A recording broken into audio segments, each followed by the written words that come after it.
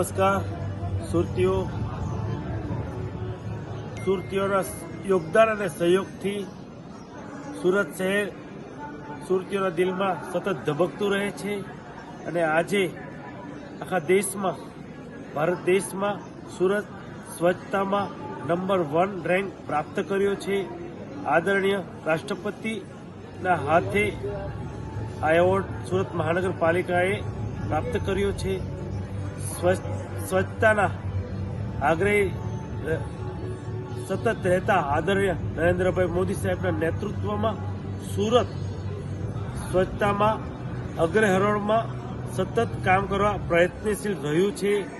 મન કી બાતમાં પણ આદરણીય પ્રધાનમંત્રી નરેન્દ્રભાઈ મોદી સાહેબે સુરતની સ્વચ્છતાની વાત કરી હતી. તે બદલ હું આદરણીય પ્રધાનમંત્રીશ્રીનો આભાર વ્યક્ત કરું છું. તમામ સુરતીઓ વતી ગુજરાતના મુખ્યમંત્રી ભૂપેન્દ્રભાઈ પટેલ સાહેબ અને ગુજરાત પ્રદેશના યશસ્વી અધ્યક્ષ સી.આર. પાટીલ સાહેબના બહુમૂલ્ય માર્ગદર્શન હેઠળ સુરત શહેરના તમામ વોર્ડમાં કોર્પોરેટરે સેનેટરી વોર્ડ વાઇઝ જવાબદારી લીધી હતી અને સુરતની જનતાએ તેમાં ખૂબ જ સાથ આપી જન આંદોલન બનાવ્યું હતું. તેના ફલસ્વરૂપે આજે સુરતને નંબર 1 રેન્ક પ્રાપ્ત થયો છે.